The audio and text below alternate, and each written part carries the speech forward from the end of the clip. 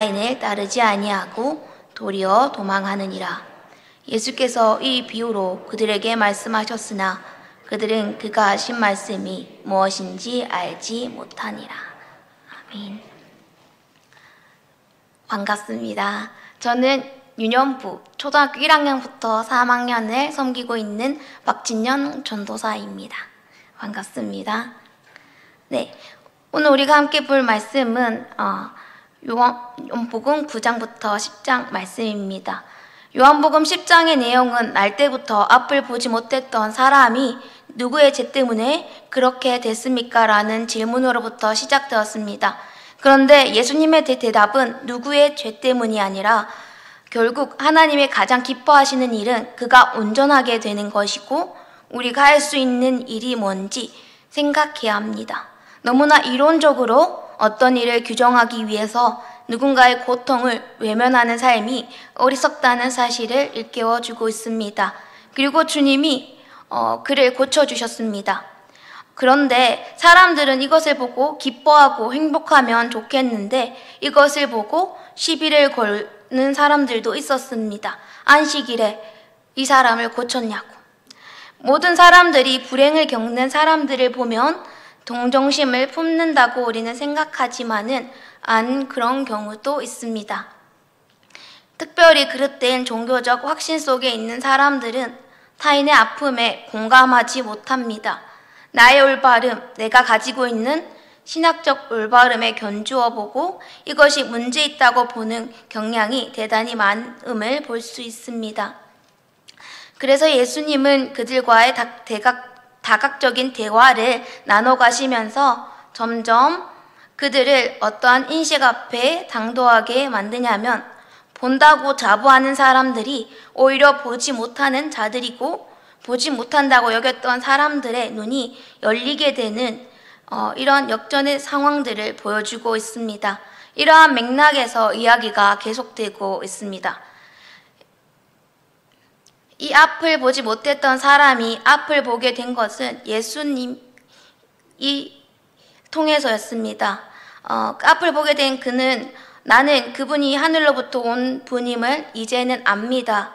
이렇게 고백했을 때 바리새파 사람들은 이 사람이 하는 말을 용납할 수 없었습니다. 그들이 할 수 있었던 유일한 일이 있다고 한다면 자기들이 가지고 있던 우월적인 힘을 이용해서 그들을 회당 공동체 밖으로 내모는 일이었습니다. 여기에 날 때부터 앞을 보지 못하던 사람들이 쫓겨난 것은 그들을 죄인이라고 규정했기 때문이었습니다. 그런데 예수님께서는 바로 그 쫓겨났던 사람을 찾아가셨습니다. 이것은 기독교 신앙의 핵심이라고 할 수 있습니다. 나 스스로가 의인이라고 유대인에 속했다고 생각하는 사람보다 주님의 많은 관심은 사회에서 배제된 자들에게 있으셨습니다. 결국은 쫓겨난 사람들의 마음속에 드는 생각은 쫓아낸 사람들에 대한 원망일 수도 있지만 그것이 자기를 향할 때는 나는 무가치한 존재구나 라고 생각할 수 있습니다. 이때 쫓겨난 자들을 찾아오시는 분이 바로 예수님이셨습니다. 그렇게 예수님은 찾아오셔서 이렇게 말씀하셨습니다. 내가 인자를 믿느냐고. 성서에서 인자라는 말은 다니엘서에서 등장하는 말로 통용되고 있습니다.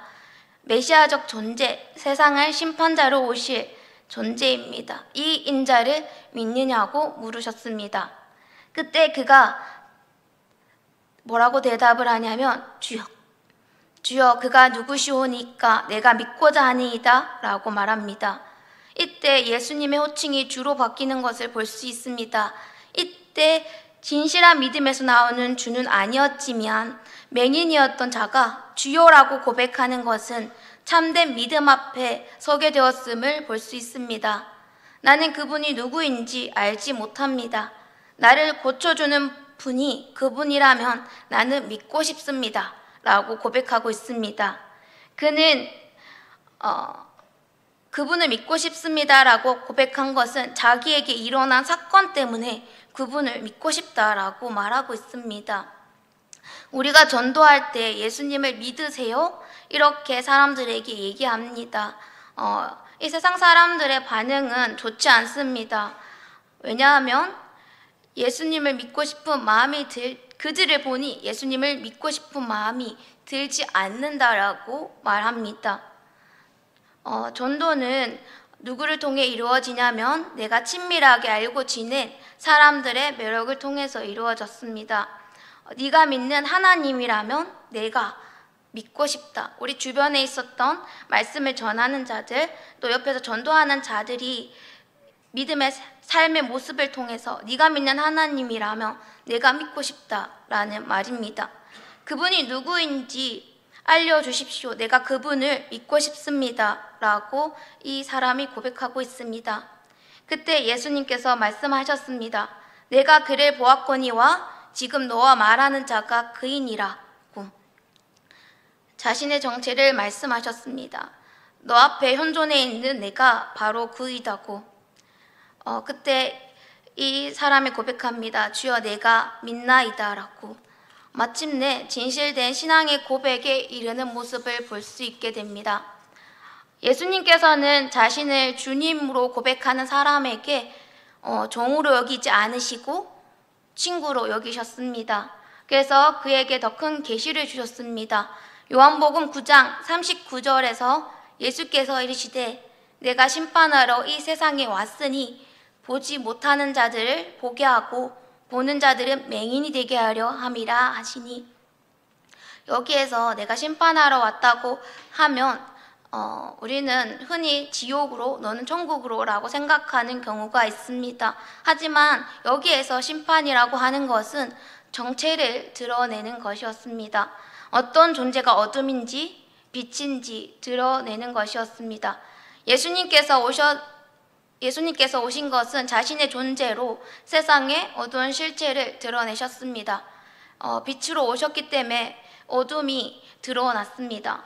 예수님의 말씀은 이사야에서 이렇게 말씀하고 있습니다. 이사야서 6장 9절에서 10절 말씀입니다.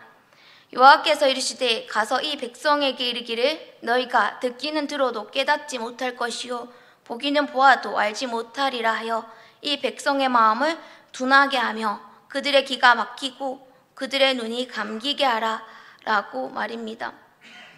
이 말씀이 하나님이 일부러 사람의 눈을 감게 만들라는 말씀이 아닙니다.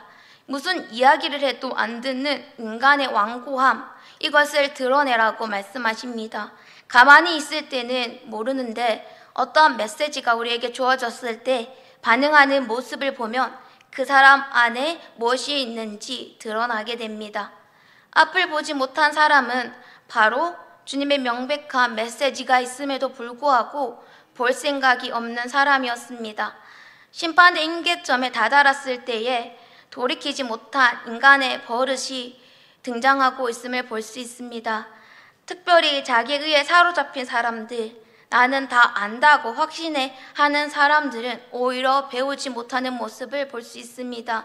왜냐하면 누군가에게 새로운 현실을 받아들일 가능성이 별로 없기 때문입니다. 앞을 보지 못한다고 생각하는 사람은, 자기의 부족함이 있다고 생각하는 사람은 오히려 보게 되고, 본다고 하는 사람은 오히려 보지 못한다는 것이 드러납니다. 예수의 존재가 이것을 구별해 이것을 심판이라고 얘기했습니다. 예수님의 이야기를 가만히 들으니까 이 바리새파 사람들은 이렇게 얘기했습니다. 자기들에게 하는 소리 같다고. 우리가 맹인이냐고. 이때 예수님께서 대답하십니다. 너희가 맹인이 되었더라면 죄가 없으려니와 본다고 하니 너희 죄가 그대로 있느니라 라고. 차라리 자신들이 부족하다는 사실을 알았다면 좋았을 텐데 너희가 확연하게 보고 있다고 하니 죄가 그대로 있다고. 우리는 뭔가를 배울 때의 첫 단계는 모름을 인정할 때 배우게 됩니다. 안다고 하는 사람들은 자기가 알고 있기 때문에 잘 듣지 않습니다. 그래서 소크라테스는 이렇게 말하고 있습니다. 너 자신을 알라고. 이 얘기처럼 내가 나에 대해서 가장 잘 아는 것처럼 느껴지지만 아닙니다. 학문의 깊이가 깊어질수록 나의 지식이 부족하다는 것을 생각하게 되고, 이처럼 진리의 세계도 똑같습니다. 하나님에 대해서 알 것 같다라고 생각했는데 공부를 하면 할수록 모른다는 것을 더 많이 알게 됩니다. 이 배움이라는 것은 모르는 것을 인정할 때 시작됩니다. 그렇기에 진리도 누구든 다 알 수는 없지만 우리는 끝없이 배웁니다. 진짜 눈먼자가 누구인지 생각하게 되는데 10장에 들어가면 드디어 예수님이 스스로를 목자라고 말씀하고 계십니다. 요한복음 10장 1절에서 2절 말씀입니다. 내가 진실로 진실로 너희에게 이르노니 문을 통하여 양의 우리에 들어가지 아니하고 다른 데로 넘어가는 자는 절도요 강도요 문으로 들어가는 이는 양의 목자라, 이렇게 말하고 있습니다. 이 말씀은 에스겔서 34장을 배경으로 하고 보아야 합니다. 하나님은 이스라엘 백성들을 인도하기 위해서 목자들을 세우셨습니다. 이처럼 지도자의 책임은 하나님께서 맡겨주신 백성들을 올바르게 인도하는 것이고 내 양을 먹이는 것이었습니다. 에스겔서에서 말하는 그 지도자들은 내 양을 먹이라는 주님의 명령에 내 양을 먹으라라고 생각했습니다. 그래서 에스겔서 34장 3절에 그래서 그들은 살찐 양들을 잡아먹고 고통받는 것들을 돌보지 않았습니다. 내 양을 먹이라인데 내 양을 먹으라고 생각하고 자기를 위해 누군가를 희생시키는 종교의 지도자, 그런 사람들을 가리켜 강도요 절도라고 말하고 있습니다. 문을 통해 들어가지 않는 사람은 절도와 강도입니다. 지도자들을 표방하는 사람들 가운데 문이 아니라 담을 넘어 들어오는 사람들이 있습니다. 나는 특별한 계시를 받았다고 이렇게 사람들을 미혹하는 사람들이 있습니다. 하나님께서 때때로 특별한 사람에게 특별한 계시를 주실 때도 있지만 그것은 아주 드문 경우입니다. 그런데 그릇된 종교 지도자들이 사람들을 미혹하기 위해서 내가 특별히 계시를 받았다고 말합니다. 여기 가운데 들어오지 않는 사람은 구원을 받을 수 없다라고 말하기도 합니다. 그 안에 소속감을 느끼게 만들고 그리고 지나친 헌신을 강요합니다. 결국 그런 일들을 통해서 자신들의 특권을 강화하고 물질적 이익을 얻었습니다. 이들이 바로 이단입니다. 리차드 범브란드 목사님의 인상 깊은 말씀이 있습니다. 신앙 한 근을 요리하기 위해서는 상식 9근을 섞어야 한다고. 우리 기독교인들은 상식적이어야 합니다. 몰상식한 사람이 아니라 그리스도인들은 기본적인 상식을 갖춘 사람이어야 하고 그것을 넘어설 수 있는 신앙이 그 위에 첨가되어야 합니다. 오늘의 기독교가 욕을 먹고 있는 이유 중에 하나는 바로 이 일반 시민적 상식들을 지키지 않기 때문이었습니다. 좋은 지도자는 모름을 인정하고 늘 배우려고 해야 합니다. 그러나 아는 척을 하고 특별 계시를 받았다고 하는 사람들은 사람들의 영혼을 미혹할 가능성이 많습니다. 이들을 특히 경계해야 됩니다. 문으로 들어오지 않고 담을 넘어 들어왔습니다. 그리고 요한복음 10장 3절은 문지기는 그를 위하여 문을 열고 양은 그의 음성을 듣나니 그가 자기의 양의 이름을 각각 불러내어 인도하여 내느니라. 유목민들의 삶은 낮에는 양들을 풀이 있는 데로 이끌어가고 밤이 되면 양우리에 양들을 집어넣고 문지기를 고용해서 문을 지키게 만들었습니다. 아침이 되면 문지기가 문을 열면 자기 주인의 소리를 듣고 양의 주인의 소리를 듣고 따라갑니다. 이게 양들과 문지기의 관계였습니다. 이 목자가 양들의 이름을 부를 때 이 목자의 음성을 듣고 양들이 따라갑니다. 이 모습은 이미 만들어졌던 친밀함이 그들을 바른 길로 인도하는 것을 볼 수 있습니다. 요한복음 10장 4절에서 5절 말씀입니다. 자기 양을 다 내놓은 후에 앞서가면 양들이 그의 음성을 아는 고로 따라오되 타인의 음성을 알지 못하는 거로 타인을 따르지 아니하고 도리어 도망하느니라. 이때 목자는 양보다 앞서갑니다. 그리고 양들은 그 뒤를 따라갑니다. 목자는 이러한 존재입니다. 공격이 있을 때 후방에 있는 목자는 목자가 아닙니다. 도사리고 있는 위협 앞에 맨 앞서 나가면서 양들을 보호하는 것이 목자의 역할입니다. 이때 양들은 다른 목자들을 따라가면 안 됩니다. 때때로 다른 목자들의 달콤한 말로 우리를 유혹할 때가 있습니다. 세상의 달콤한 말에 넘어가 우리의 영혼을 망치는 사람들이 있습니다. 예수님이 지금 얘기하고 있는 것은 양들은 목자의 음성을 알아야 한다는 것이고, 다른 음성이 들려올 때 달콤한 소리에 따라가면 안 된다는 것입니다. 여기에 더 맛있는 풀이 있다고 할지라도, 아무리 유혹을 할지라도 그것에 따라가면 안 된다는 것입니다. 그런데 우리는 많은 경우 유혹에 넘어져 따라갈 때가 있습니다. 요한복음 6장 10절에 예수님이 이 비유로 그들에게 말씀하셨으나 그들은 그가 하신 말씀이 무엇인지 알지 못하니라.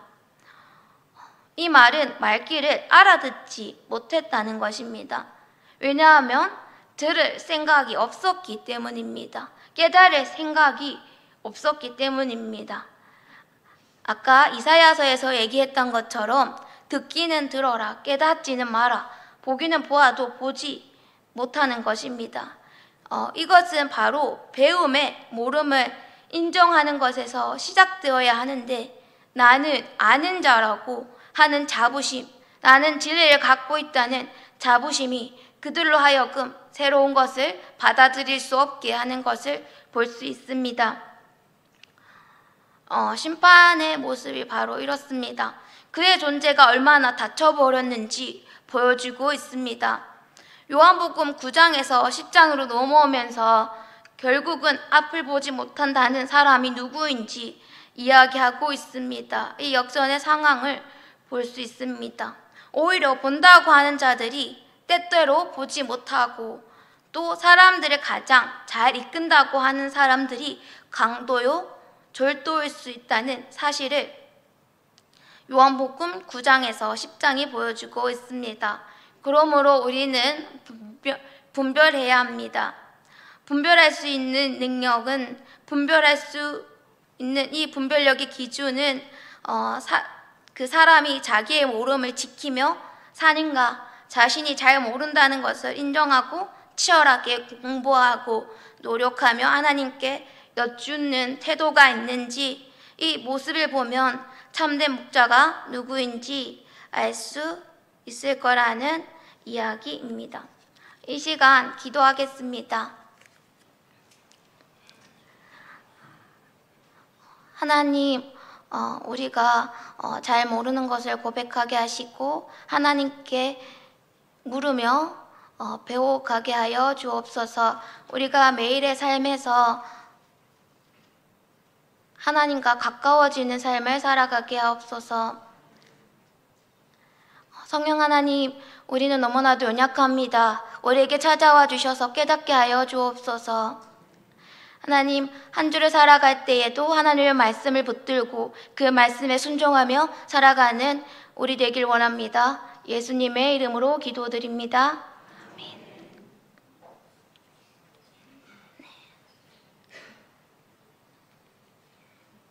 찬송하겠습니다.